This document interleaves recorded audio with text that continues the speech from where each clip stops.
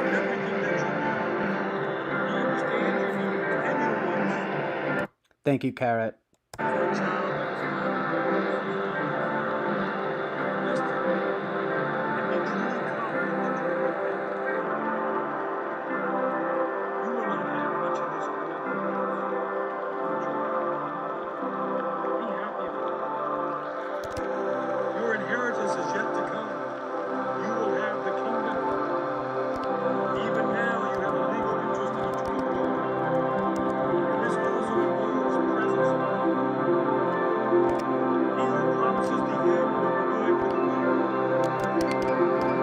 Some of the Lord's best people are those that have disciples. But it is because they glorify Him the most that they endure suffering. When the angels of the Lord arise in their judgment, privilege to see the Lord ascend. For without a doubt, angels render perfect service to them who believe, but not by suffering. Only they will get recompense and save them.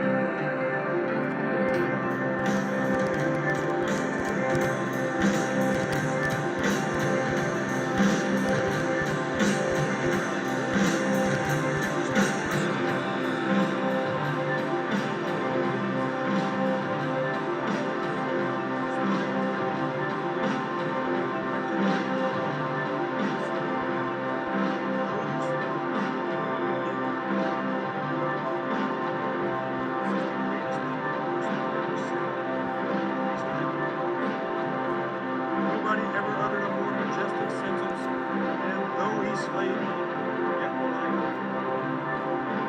The expression is sublime. When Job had lost everything after being immensely rich, he sat among the ashes, scraped his sores, and he said, naked I came from my mother's womb, naked will I return. He was reduced to the most miserable condition, and yet he added, the Lord gave and the Lord has taken away. May the name of the Lord be praised. Your cherubims and seraphims, and all your songs, no stanza excels thy words. Angels cannot rise to such a height of sublime devotion to the invisible one as Job did, but in his misery he glorified the Lord. I will not.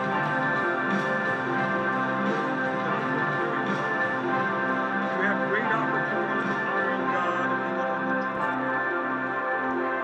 Do not be afraid. Do not fear. Be afraid of the lost God who will. He will for His provide. Give them supplies of daily food. All they want beside. He will give you spiritual food. When God saves His people, He gives them spiritual food to live on until they get to heaven. God does not treat us like the Duke of Alba to a city which had surrendered to Him. He agreed to give the inhabitants their lives. When they complained that they were dying of hunger, He maliciously replied, I granted you your lives, but I did not promise you freedom. Our God does not lie. He includes in the promise of salvation all that goes with it. You will have all that you really need between here and heaven. Therefore, do not be afraid. Lastly, I want to close with that renewal in the 27th chapter of Acts,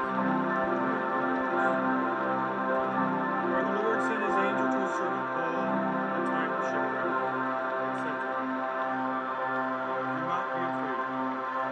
You must stand trial before Caesar, and God has graciously given you the lives of all who sail with you. So I pray to God that all threats in the future, all imminent evils and dangers which surround you now, may not cause you to fear. For the Lord will not allow a single hair of your head to perish, but He that has made you will sustain you and will make you more than conquerors. Tested and tried people of God, rest in the Lord. Lord, and your confidence will be your strength. Many of you have often heard the true story, the story of a young boy on board a ship in the time of great storm, who was the only person on that ship that was not afraid. When they asked him why he was not afraid, he simply said, "Because my Father is at the helm. Because my Father is at the helm."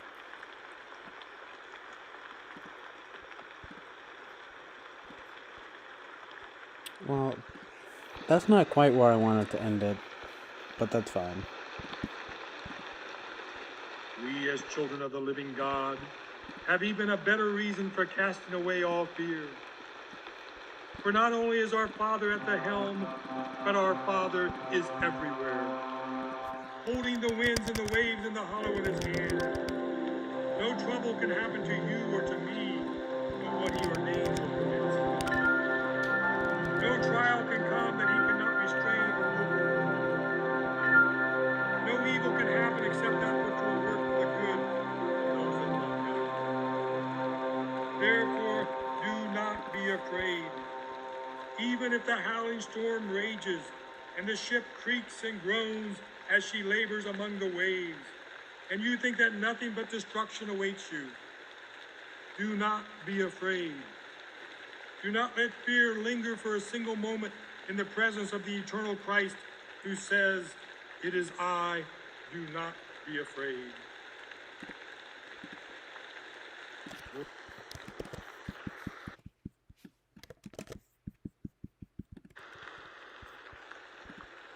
I guess that's good enough. I was trying to replicate how good I had gotten it before, but the stream wasn't working, but you know how it is. Yet not Nothing by can be suffering. perfect. To a city which had surrendered to him, he agreed to give the inhabitants to give you the kingdom. I got the keys to the kingdom. To give you the kingdom. This do not be afraid prevents the fear of worldly concerns. It prevents the fear of worldly concerns. I know that this is a time in which many of God's people are very troubled. And they tremble when they think about trying to meet the basic needs of their family. Listen to this. Did you escape from poverty by being frightened about it? Did your fears ever make you any richer? Haven't you found it to be vain to rise early and to stay up late, and toiling for food to eat when you had no faith in God? Haven't you learned that? And don't you know that if you are a child of God, he will certainly give you your food and clothing? But I hear a heavy sigh from the hillside. And a hard winter has it's true. It has been. I dare say that the birds have found it so. And yet, early this Sunday morning, I noticed when I opened my window, they were singing very sweetly. They broke forth in a chorus of harmonious song. You know what the little bird sings when he sits on a bare branch? Snow all around him. He chirps out, "Mortals, cease from toil and sorrow. God abides with you."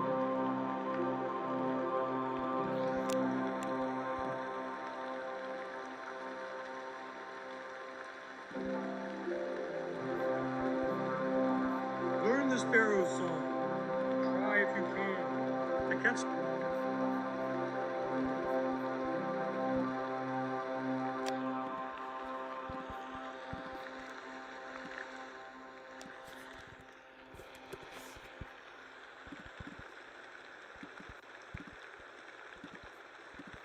What up, gangity gang?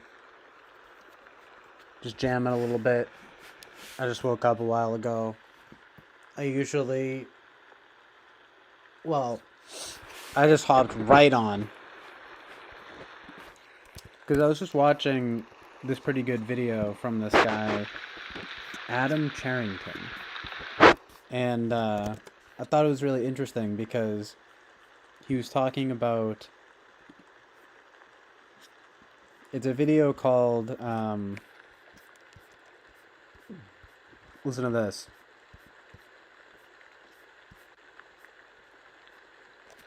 By the way, that's probably about as good as I'm gonna get the music, but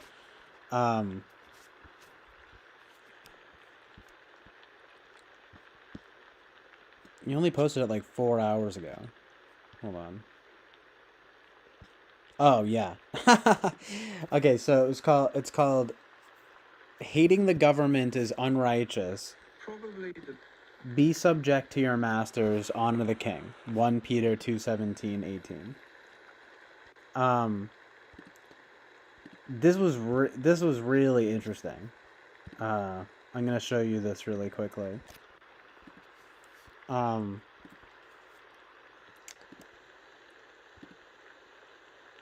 um, Hold on. Ah, I have the wrong. Okay, so this dude. And I don't want to plug his stuff too much. It's more of a springboard for other conversation, but I just wanted to have a laugh because look at this. So, oh yeah, that's right. So I can crop things now. Amazing. Because my boy Lino helped me out with that one. Imagine looking like that. Oh, die. There's a red square right now. Great. But honestly, might not even be worth streaming if this shit is still gonna be doing this. But it says that it's a healthy stream. I don't know. But if you guys can hear me, I just thought this was an interesting take because he talked all about how there's all these quotes and things that it's like basically like this, right? Not to evoke they or whatever, but whatever you want to call it, the devil basically wants you to get political. Now, this is not a take that's popular, because I understand all of this government skepticism, you know. But I didn't really realize that this is sort of a biblical concept. There's like a quote about basically like, let Caesar be judged, and it's basically something like, let Caesar be judged for his and not God. Yeah, that's what I thought. It is this verse. It's like, render unto Caesar, you know? Then render to Caesar the things that are Caesar's, and to God the things that are God's.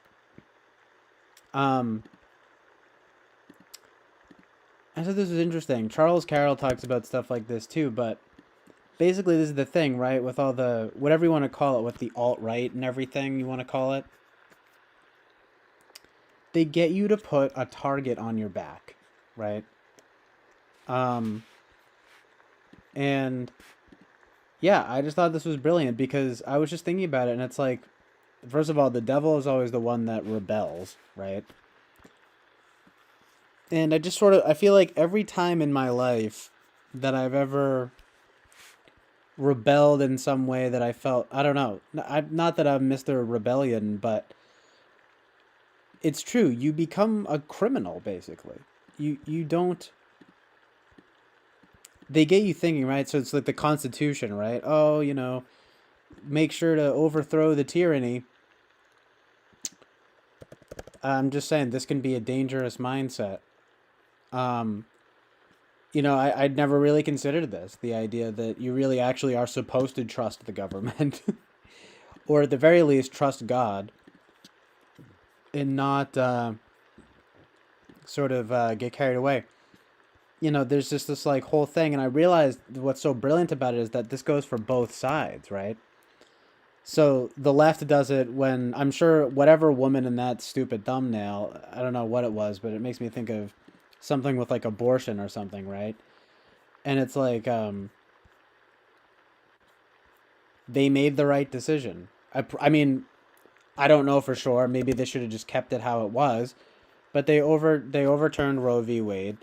The decision was to keep it on a local level. And I sort of do think that government should be more localized. At the very least, I think media should. And I've talked about this. But um, the idea, though, being that, and I guess who cares because no one's fucking here. But,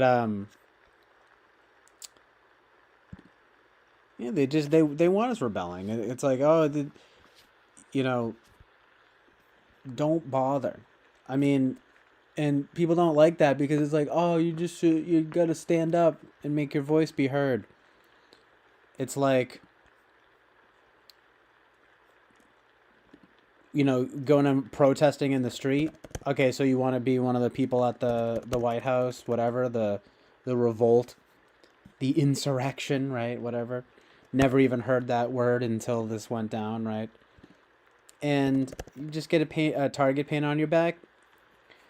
Dude, I was just reading today they had a bunch of pride stuff going on at the White House, right? And there was some topless trans person that came.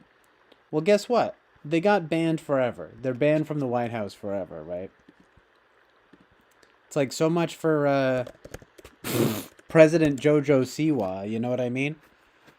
Um Look, so I'm not Mr. Pro government either, but it just gave me some pause to think. You know, there's stuff about the Pharisees and things like that. You know, and I was just thinking, basically, yeah. I mean, every time I've ever rebelled, it starts with your parents, like this guy said, like honor thy mother and father, right?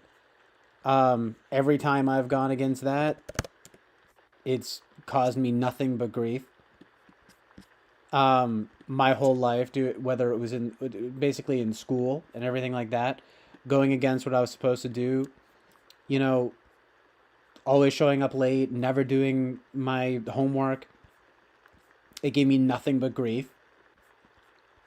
Um, you know, obviously people have what's up, Chaos Fuel. I'm kind of ranting a little bit about a concept that I wasn't really familiar with. And I saw, by the way, very cool. You were doing that. You were doing like a Bible reading. Hey, so that's a good time for me to mention, you know, I've not read the full Bible, okay? But basically, yeah, I was just watching this guy talking about government stuff and just this idea that really the real psyop is on you, like to get you against odds. It's like, and what he was saying, this guy Adam Charrington, he was saying it's the basically best way, and Jesus said it. It's basically the best way of saying don't get political, right? Um, and this guy was saying all these people. He's from the UK, so he was saying in the UK like.